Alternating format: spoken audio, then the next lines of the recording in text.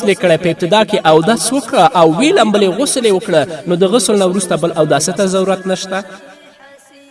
همدارنګه دې ته متوجه شو که د چا په نوکانو کې اوړه یا بل شی نښتي وي، اکثره زموږ خویندې اوړه لمدوي، که زموږ د خویندو په نوکانو کې اوړه یا بل شی نښتي وي او د اوداسه په وخت کې نوکونو لاندې ځای وچ پاتې شي، نو اودس یې نه کیږي.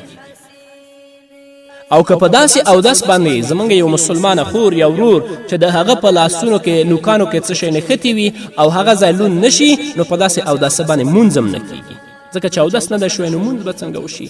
او دا د رنګ ناخون حکم هم دی.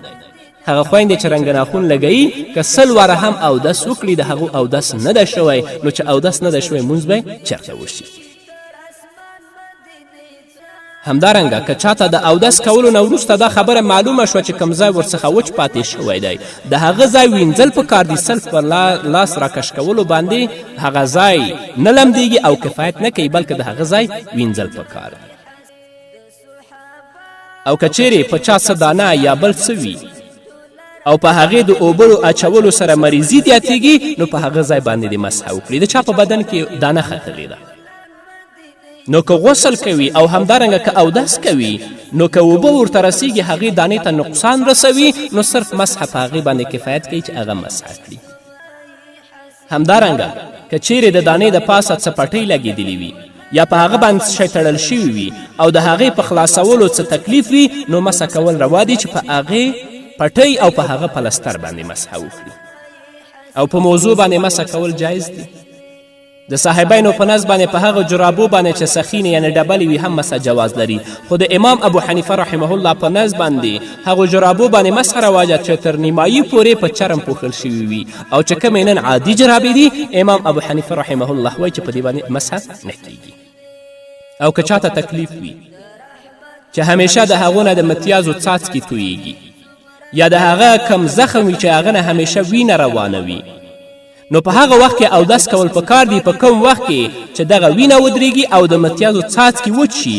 او که وینه نه درېږي او همدارنګه متیازو څاڅکي نه درېږي، نو اودس دې وکړي. البته د هر مانځه دپاره به بیل بیل اودس کوي، تر څو چې د لمانځه وخت نه وي خارج شوی، نو په دغه اوداسه باندې نفل هم کولی شي او همدارنګه هر ډول لمونځ پرې کولی شي. خو چې وخت د مانځه وته بیا اودس مات دی، نو بل مانځه دپاره به بیا دا ځانګړی اودس کوي. په مخکینۍ خبرو کې ما تاسو ته مسحه یاده کړه. د مسحې معنا لاس راښکل دي، او په شریعت کې په خاص ځای لاس راښکلو ته مسحه وایي. او د مسحې کولو څو صورتونه دي. لومړی هغه مسحه ده چې د اوداسه پر وخت په سر باندې کیږي چې هغه فرض ده. دویم هغه مسحه ده چې د زخم یا پر پښو باندې د موضوع له وجې نه لازمیږي چې د هغې څو صورتونه دي.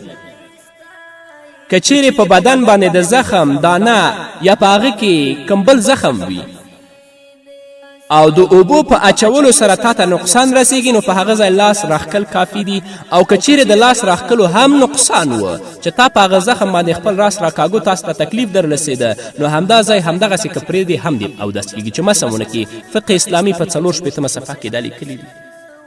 کوم کس چې موزې یا جرابې اچولې وي، په هغه باندې 1 شپه او 1 ورځ مسحه کولی شي که هغه مقیم وي، او که په سفر کې نو په هغه باندې 3 ورځې او 3 شپې مسحه کولی شي.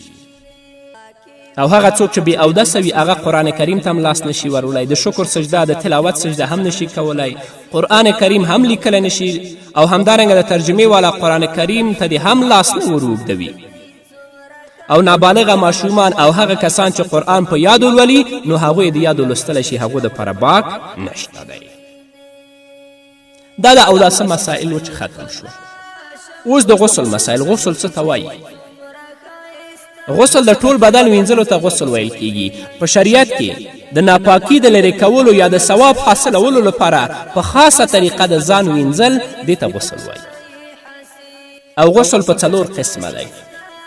اول فرض، دویم واجب، دریم سنت، څلورم مستحب. له جنابت، حیض او نفاس څخه وروسته که غسل کول دا فرض دي، لکه الله رب العزت فرمای په سورة مایده کې وان کنتم جنوبا فطهروا. مړي ته غسل ورکول په ژوندیو باندې دا واجب دي. دا واجب غسل د جمعې او د اخترونو او د احرام تړلو لپاره، او دارنګه د عرفات په وخت کې غسل کول دا سنت دي. مستحب غسل چې کله بالغ کافر چې مسلمان شي یا د څه ګناه نه د توبې کولو لپاره که څوک غسل کوي دا مستحب دي.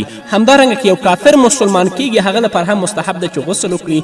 البته که چیرې بالغ کافر په داسې حال کې مسلمان شي چې جنوب وي نو په هغه باندې بیا غسل کول واجب